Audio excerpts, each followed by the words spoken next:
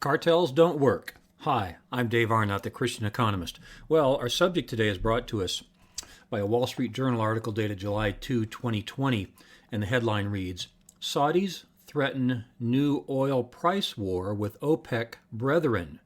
Okay, so you may be wondering what kind of brethren are these? Like Cain and Abel were brothers? Actually, yes, that is the case we're going to make. Here's the subtitle of the article. As major producers look to curb output, the kingdom takes a tough stance with laggards. And the first sentence of the article reads, Saudi Arabia has threatened to ignite an oil price war unless fellow OPEC members make up for their failure to abide by the cartel's recent production cuts, delegates said, end quote. So our question is about cartels. Well, in economics, the definition of a cartel is competitors who collaborate. And the world's most famous cartel is OPEC, the Organization of Petroleum Exporting Countries. This is 14 nations whose headquarters is in Vienna, Austria, and they meet. It's a really simple economics. Their purpose is to reduce production to increase price. You don't have to understand much about economics to know. If you reduce the supply, the price goes up. And this is the purpose of cartels. Other cartels that come to mind are unions. Labor unions do this. Their purpose is to reduce the supply of labor so they can increase the price. I talked in one of my earlier episodes about minimum wage and how unions act as cartels. So we have these cartels in our lives. Our question in Christian economics is, what does the Bible tell us about these? And what does human nature tell us about these? And how do we expect them to behave? Well, in my lifetime, in the 1970s, OPEC did have a successful operation in which they lowered the supply of gasoline, and we had gas lines when I was about high school age in the mid-70s, right? That's because they were able to sustain the cartel's operations for some time. But my title today is Cartels Don't Work. Matter of fact, you've seen this on your own. Watch the next time you're going through an intersection, and there happen to be 2 or 3 gas stations on the same intersection, right? If one of them lowers the price, there's pressure on the other to lower price. That's proof to you that the cartel doesn't work. Now, if there's only 2 or 3 of them, they can sustain a cartel. But the more competitors you have, the harder it is to sustain that cartel, which is competitors who collaborate. And so you can see this on your own. Well, this comes to us from the idea of the fallen nature, right? We believe humans have a fallen nature. This is one of the main points I made in a little blue book I wrote called Economics and the Christian Worldview. Creation, fall, redemption. People have a fallen nature, and so they try to overcome that fallen nature when they join a cartel. And they sit around in a circle and say everybody's going to lower their oil production, in this example of OPEC. Well, they leave the room, and here's the way it works. The first person to break his promise gets to sell his gas at a higher price. The last person to break his promise sells his fuel at a lower price. Let's make up some examples here. Let's say fuel is going for crude, I should say. Let's say crude is going for $50 a barrel. Okay, these 14 members called the OPEC cartel get together at their headquarters in Vienna. They all sit around a table, and 14 of them say, we're going to lower our supply so that we increase the price. All 14 of them shake their head. Let's say it works and it goes up to $80. It goes from 50 to 80.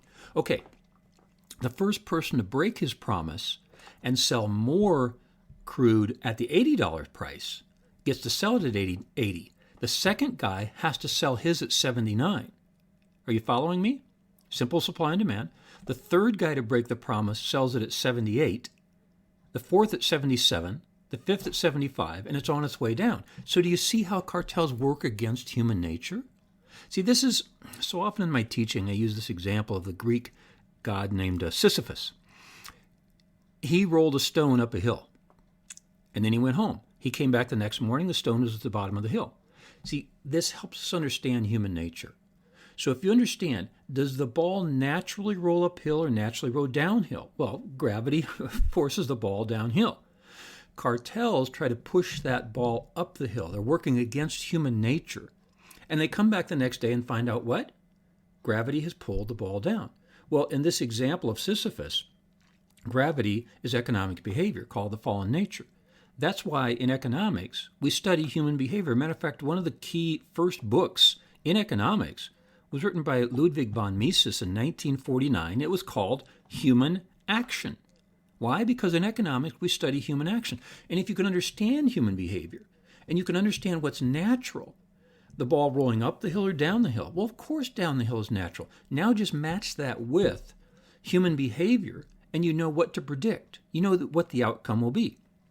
And so by the fallen nature, we understand that people will not stay in cartels very long. Matter of fact, in the other course I teach, which is strategic management, this is why we talk so much about industry concentration. That's a form of a cartel. This is good for people who sustain the cartel, but bad for those who consume from it. And that's why we have the Sherman Antitrust Act of 1890, the Clayton Act of 1914, and on and on. As a matter of fact, I've asked some grad students just last week in an online strategy class, what is the relationship of antitrust and the Christian worldview? Well, the answer is the fall, right? We think that our government should have antitrust laws because we understand the people running the firms in those industries are fallen. And the way for them to overcome their fallenness is to compete. This goes back to many other episodes I've done. Episode number 7 in the Christian Economist is called Competition, where I said the same thing. I said much of it in number 33, which is on ending discrimination via competition. I talked about it in episode number 29. I talked about gender equity.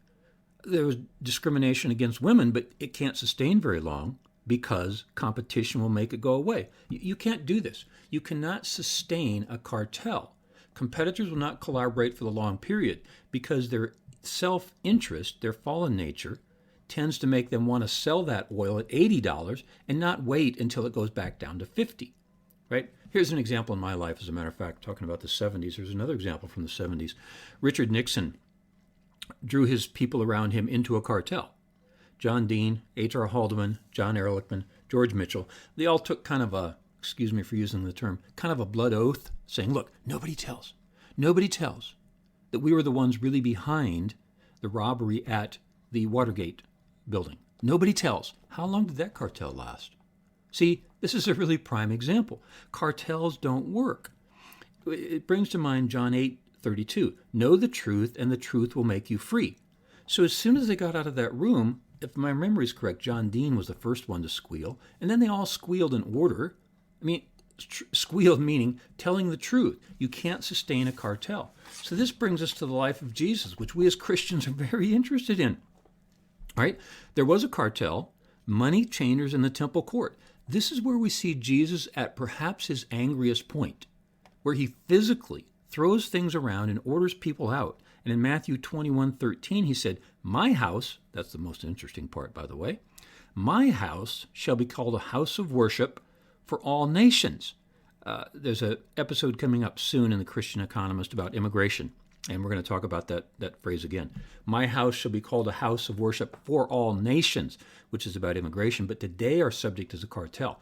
Jesus really did not like the idea that these money changers had a cartel, and they were supplying money exchange and sacrifices also that could be bought, birds and lambs and sheep and so forth.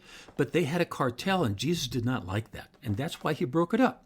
So we have to ask this question. So was Jesus really Lord?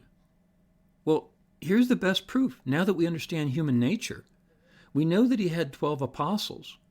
Why did most of them die martyrs' deaths? Why didn't they, like John Dean, H.R. Haldeman, John Ehrlichman, George Mitchell, why didn't they break their promise? Why didn't they break the cartel?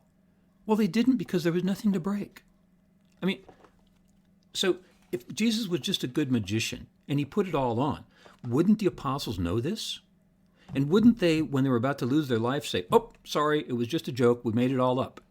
No. This is the best proof that Jesus was Lord, that he was Christ, that he was the Christ, that he was God. Because these people went to martyrs' deaths. How many of them is not my subject today, and there's discussion about which ones were martyred. I'm going to say all but one, perhaps John, but I'm not a theologian, so if somebody gives you a different answer, that's not my subject today. My subject is, why would they lie? Why would they die for a lie? They wouldn't. And then it wasn't a lie. The people who knew him best. Here's a quote from Sean McDowell, by the way, and it was on Josh McDowell's website, a guy I've quoted for many years. Now I need to switch to Josh's son, Sean. Spoke at our church recently. Here's how apologist Sean McDowell carefully states the position. Quote, the apostles spent between 1.5 to 3 years with Jesus during his public ministry, expecting him to proclaim his kingdom on earth. Although disillusioned at his untimely death, they became the first witnesses of the risen Jesus, and they endured persecution. Many subsequently experienced martyrdom, signing their testimony, so to speak, in their own blood. And here's also a quote from New Testament scholar Craig Keener. Quote, people, of course, die regularly for values that are false.